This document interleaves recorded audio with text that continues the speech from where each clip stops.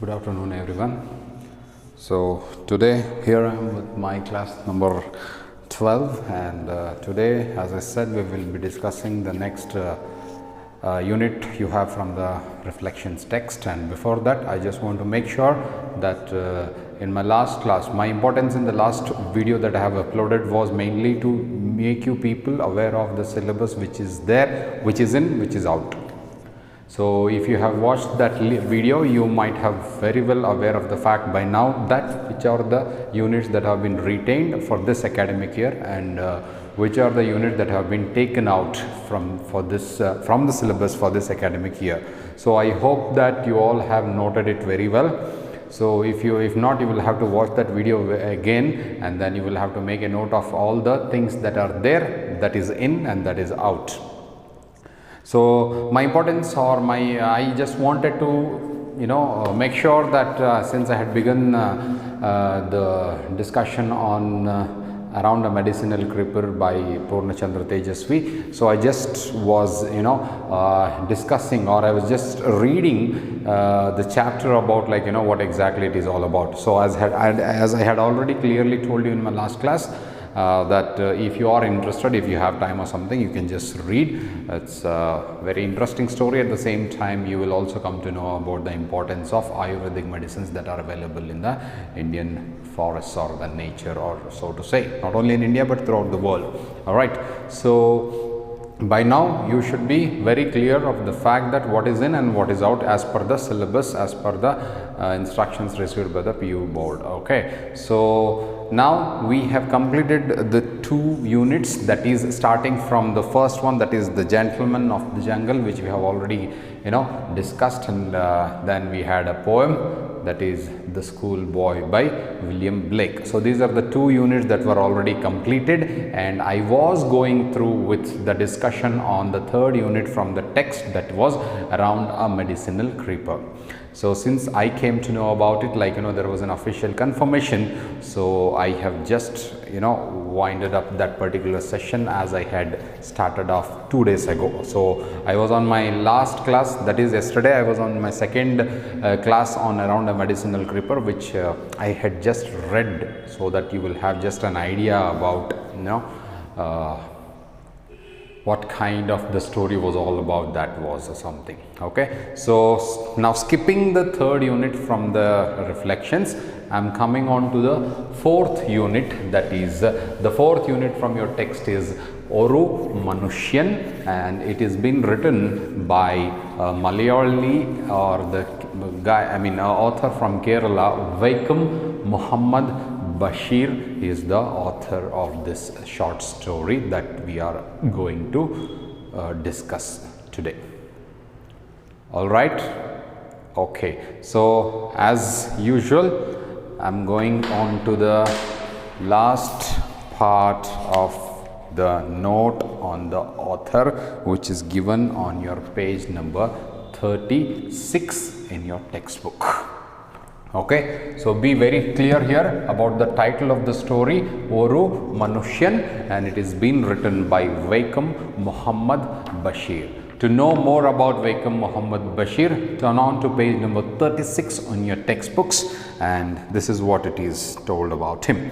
Vaikom Muhammad Basheer, born in the year 1904 to 1994, is a well-known Malayalam short story writer and also a novelist. He is known for his sympathetic portrayal of the joys and sorrows of ordinary life. His stories have been translated into English and various Indian languages. He was honorary fellow of the Sahitya Academy in the year 1970, and he was the recipient of the Central Sahitya Academy Award and also Padma Shri in the year 1982. So this is what is all about, given about the author of this short story, Vaikom Muhammad Basheer. So as I already told you that he was a Malayali short story writer and was also a novelist, born in the year 1904, and he died in the year 1908 and died in the year 1994. The main theme of all his short stories and novels were mainly dealing with the sympathetic portrayal. That is, Vaikom Muhammad Basheer is known for portraying, bringing out or showing it as the joys and sorrows of the ordinary life. So he is known for this particular aspect of all in his writings, whether it is a short story or if it is a novels or something. Okay, so he was a man one who used to portray the sorrows as well as the joys of an ordinary man, especially something like, you know, the people who are there, who are leading a very normal life and an ordinary life, where he brings out the sorrow as well as the joys. So most of his works are, you know, going around with the portrayal of his characters. Then his short stories have been translated into English and also several other languages, Indian languages. So he is a man one who mainly writes in which language? Since he is a Malayali, so obviously he will write it in Malayalam, and all these works, the short stories or the novels, have been translated into English as well as many other languages. So one piece is this one, that is Oru Manushyan. So the moment when you look into the title only, you will realize that probably this is not exactly the English title or something, isn't it? It is not one man or something, it is Oru Manushyan. Varu is nothing but one. Okay, that I'll tell you about later class, in the next part of in the later part of my discussion. So the awards won by him are, like, you know, he was the honorary fellow of the Sahitya Academy, the most prestigious award in India, Sahitya Academy, in the year 1970. Okay, and then he was also the receiver, a person one who's been conferred the award to, recipient. So he was also the recipient of a Central Sahitya Academy and also Padma Shri in the year 1982. Okay, so this is what exactly is all about Vaikom Muhammad Basheer, who has written the story Oru Manushyan. Okay, so come back to your page number 30 on your textbooks, and this is what it is, Oru Manushyan. So Oru Manushyan by Vaikom Muhammad Basheer. Now, as I always do, the pre-reading activity of this short story will ask you some of the questions, and those questions are as follows. Who, according to you, is a good human being? Okay, think of these qualities in a person. Okay, now if I have to ask you a question like, you know, who do you think is the best person or a good or the better human being that you have come across in your life? I'm sure you will have your own answers.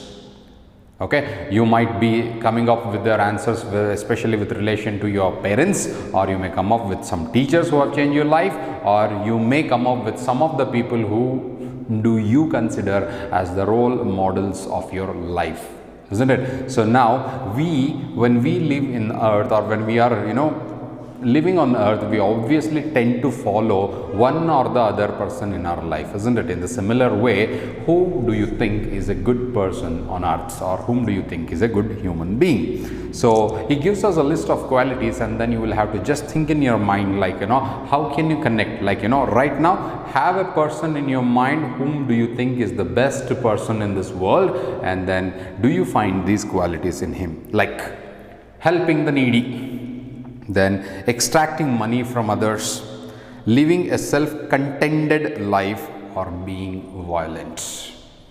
So if you think of a person, one who is very good or best in your life, was he helping the needy people? The first question that you need to ask to yourself is that, was he or she was helping the people who are in need? Number one. Then extracting money from others. Was he or she was extracting the money from others? Living a self-contented only for himself.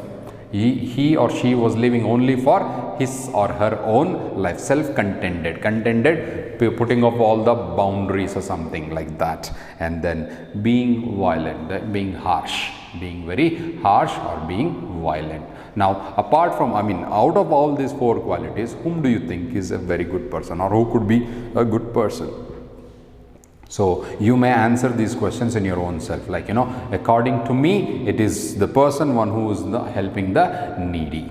In the same way, you can also think of other 4 options that have been given in the pre-reading activity of the text, so that you can understand about, like, whom do you think is a very good person on earth. Clear? So this is what exactly the pre-reading activity of the lesson asks us to go through these questions before we come on to the title. Now let me come on to the title of this short story, which has been penned or written by Vaikom Muhammad Basheer. So Oru Manushyan, the title is retained in the same original language that the story was written. Hence it is written, or hence it is titled as Oru Manushyan. So one man. Okay, now when you actually look into a picture that is given before the text actually starts, you will come to know there are different kinds of the people who are there under a roof. You can see a seller, you can see a person, one who is taking off the money. Probably you can have your own ways in understanding what kind of the picture is been given with response to the title of the chapter or the story, Oru Manushyan. So you can just have a quick look at the picture that has been given. So there is a roof. Under that there are so many people, in which one person is sitting next to a table. There are some people who are sitting on a bench or whatsoever, and then on the other hand there are 2 men who are standing. Probably let us see who they are. So you will be able to understand, or you will be able to know what exactly they were doing once we start discussing this chapter. So I hope I am very clear with what exactly is the title. So here we are going to read about a man, Oru Manushyan. So we are going to read here about a person. Okay, was he good, was he bad? We don't know, and we just need to understand after reading this chapter. All right, hope I'm clear with the background to the story. Hope I have set the stage to start discussing what Oru Manushyan is all about. Clear? Okay, please look into your text. I start discussing it. You have no definite plans. You are wandering around far away from home. You have no money with you. You do not know the local language. You can speak English and Hindustani. The very first paragraph in the story is about a person who is you. What is it? What person narration is second one, isn't it? So you is nothing but the second person narration here. So he starts off saying that you have no definite plans. That is, you do not have a definite plan in your life, like, so as what you are supposed to do in your life or something. So you do not have a proper plan for your life, and you are wandering, moving from one place to other. You just keep on moving around. You are wandering around far away from home. So what you need to understand here is that there is a person who doesn't have proper plan about his life, but he is being away from his home, and he just keeps on wandering, moving from one place to the other. Not only that, even you do not have money with you, which is the source, or which is the main source to live in this cruel world. You do not know the local language as well. So you have come out from a home, it's a very far off place, and you are wandering there. You do not have definite plans, you do not have money, and moreover, you do not know the access, or you do not understand the local language, so that you can communicate with the people in that particular place where you have come to. Clear? So he doesn't know the local language as well, but he can speak only English or maybe Hindustani. Hindustani is a reference to the national language, nothing but Hindi. But there is a person who is wandering in that particular place. He has come all the way from his home, and he doesn't have money, no proper plans, and he doesn't even know the local language. But you could speak, or he can speak English as well as Hindustani, but very few people know either of these languages in India. Now he comes back to the reality, and that reality was that, like, in most of the most of the people in the country, especially in a country like in India, people know either, that is, very less number of the people know the language either English or Hindustani, where from the place where I belong to, or to the place where I have gone. That is, the author is saying here, the place where he has gone, he speaks only these two languages, and those two languages are known to the people in a very minimal way. That is, very less number of the people knew the language English, or they could speak Hindi, Hindustani. This can land you in many predicaments. That is, if you do not know a language, that is a local language of a specific place. For example, if you go to Hyderabad, you should be knowing Telugu. If you go to Chennai, you should be knowing Tamil, isn't it? If you are in Bangalore, you should be knowing Kannada. So what I mean to tell you here is that language plays a very, very important role in the form of communicating, especially when you are especially when you are a non-native, that is, when you are not belonging to that particular place, but you have come from your home for something else, or in order to earn something, fame, name, money, whatever it is. If you do not know the language, this will land you in many predicaments. Predicaments, something that happens in the future.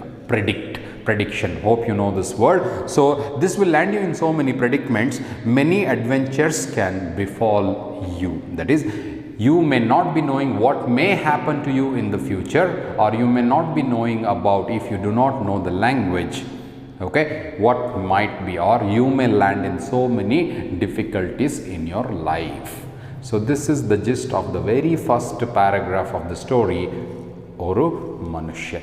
Clear? All right. Then Vaikom Muhammad Basheer continues us telling this. You find yourself caught in a dangerous situation. A total stranger rescues you. Even after years pass by, you will sometimes remember the man and wonder why he did so. Okay, now Vaikom Muhammad Basheer, actually the narration is in the first person only, that I will tell you in the later discussion part of my story. But here, what you need to understand here is that when you are in a place far away from your home, you do not know the language, you might land up in so many difficulties, or you might be knowing, like, your future might not be secure. Why? He gives the reason for that. You find yourself caught in a dangerous situation.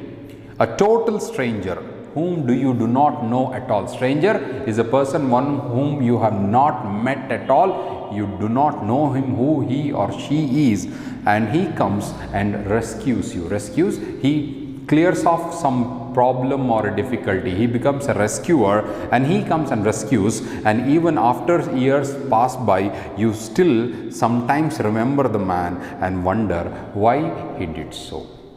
Okay, so he comes to a kind of an saying here, like, when Vaikom Muhammad Basheer was in a place which was away from his home, he was knowing only two languages, and he was not knowing the local language. At that time, some difficulty might have come to him, but he was rescued by a stranger, so to say, a complete stranger. He came and he rescued you from that particular difficulty or a problem. And sometimes when you try to remember, why did he do so? And that is what he is going to do now. Okay, now he comes back to the original narration. He says, let us say it is I, not you. So the second person that was referred in the first two paragraphs of the story was nothing but Vaikom Muhammad Basheer only. Let us say it is I, not you, who remembers the man. So it is Vaikom Muhammad Basheer himself remembering about the man who had helped him at the time when he was in a problem or when he was in a difficulty. Clear? Now the narration from second person shifts to first. Why? Because it is the author himself. Okay, now see, in the very next paragraph you will find I is nothing but the first person narration. So he says, I am now narrating an experience which I had. So whom do you think I here is? The I here can be the author himself, or it can be Vaikom Muhammad Basheer only. So he is narrating us an experience that he had in his past. I have some vague, I don't exactly remember. vague notions, ideas, notions about human beings, including myself. So he says that he has, that is, Vaikom Muhammad Basheer has very vague ideas about remembering different kinds of human beings who are there on the earth. Alright, including myself. He includes himself also. Okay, in the beginning of my class, I had told you very clearly that Vaikom Muhammad Basheer is known for portraying the characters of the ordinary men or human beings. Okay, portraying the characters of the ordinary men or human beings, whether it is their sorrow or whether it is their happiness. Keep that thing in your mind and then read this. Alright, so there are around me good men and thieves, those who suffer from various infectious diseases and from madness. One has to live carefully. The world has more evil than good.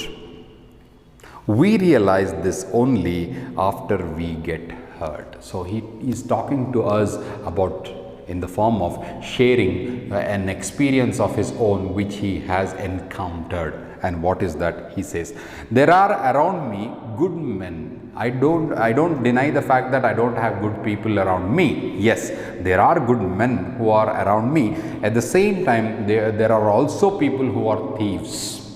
Okay, and those who suffer from various infectious diseases, and even I have people who are walking around with an infectious diseases, and also people who are mad. So I come across different kinds of people around me.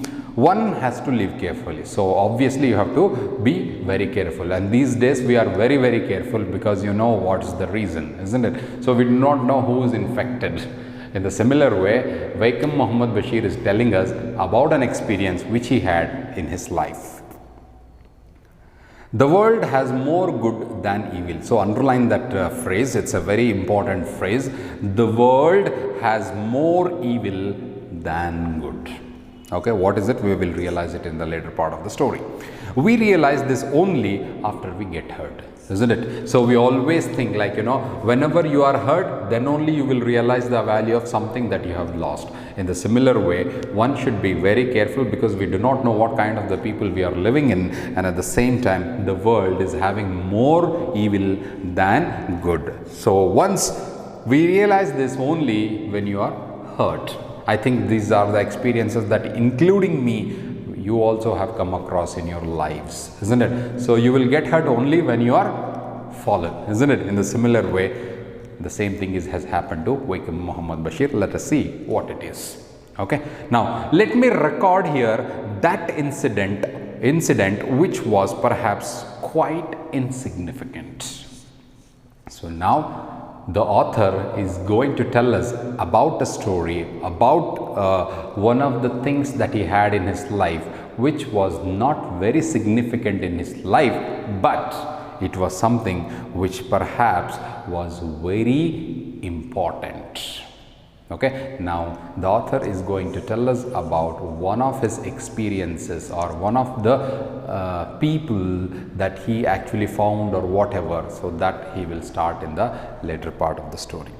Okay, now he is going to tell us about the experience. Listen to me very carefully, or you can read it from the text. It was quite a big city in the valley of a mountain, some 1,500 miles from home. Okay, you got to look into these details very, very carefully because they are the details about what author is trying to tell us.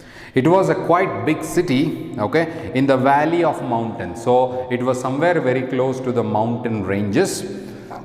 It was very close to the valleys of the different mountain ranges, but perhaps it was a very big city. And it was some 1,500 miles from my home. That is, the city where Vaikom Muhammad Basheer had this experience was almost about 1,500 miles, somewhere around 1,800 kilometers from his home.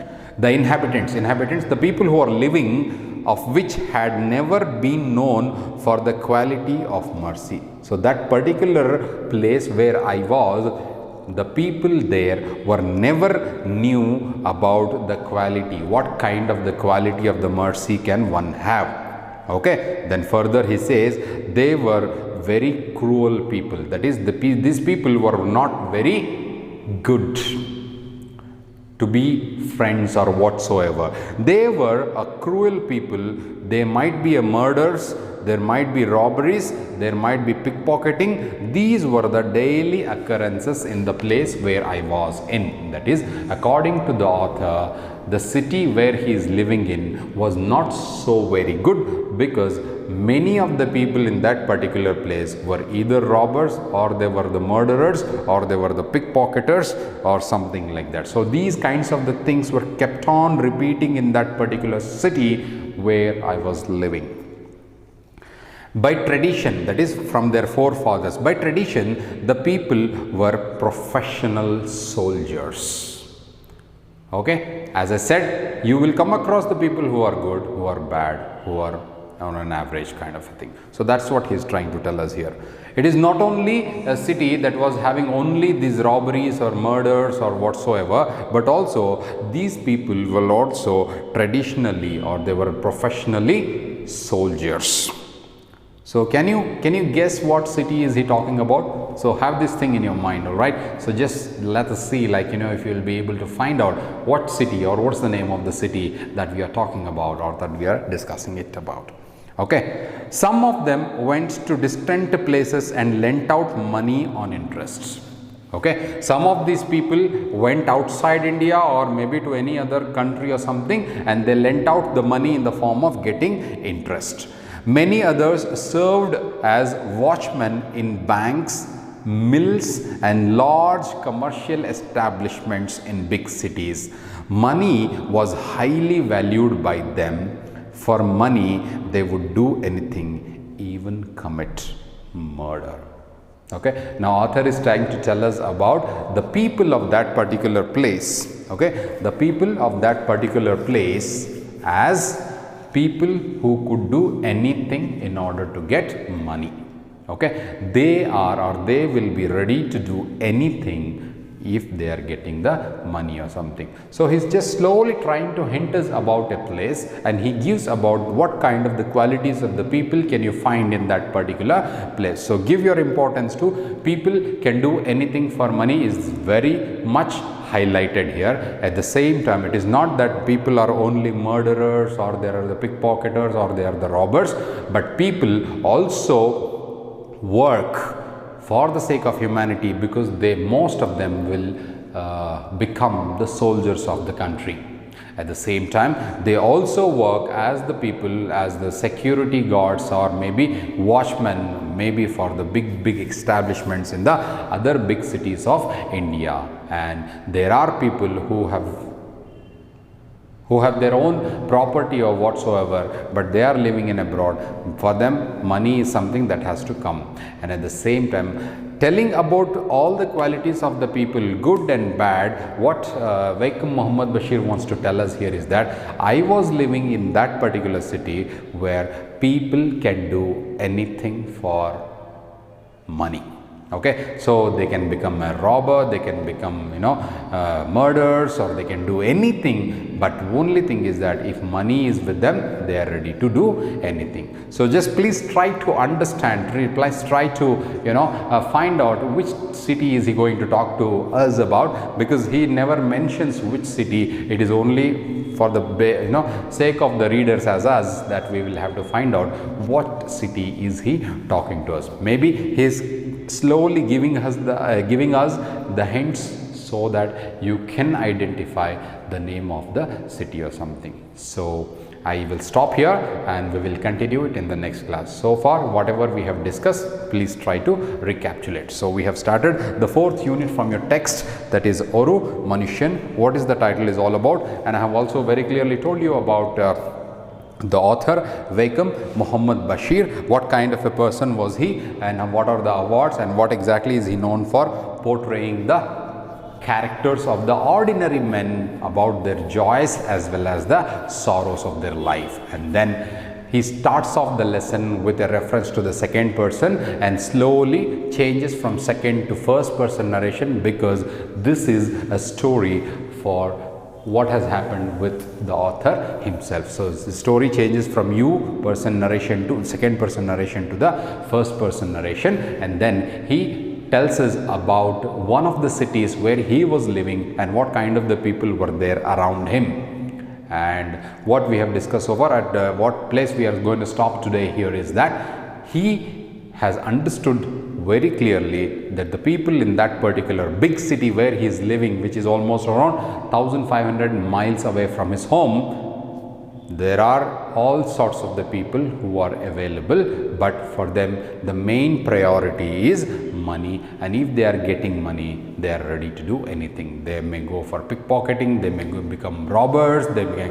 become murderers. On the other part, the same people of the same city are also well versed people who have joined or who have become soldiers. At the same time, there are people who also are employed in terms of looking after or supervising, watchmen, so to say, security, if I have to tell you in a clearer way. So what we have known so far is that he is in a place where there are all sorts of or different kinds of the people who are there along with this man. Okay, but don't forget that he is in that particular city where he doesn't know the local language. He knows either English or he can speak Hindi, but most of the other people, that is the people who are living, are having a problem with either to speak Hindi or to speak English. Okay, so he is in a city where communication is not being happening between the characters or something. What it is, what will happen in the next further discussion, that I will do it in the next class. Hope you have understood whatever has been discussed so far. So I'll stop here. I'll meet you in the next class with the continuation of this chapter, Oru Manushyan. Thank you very much.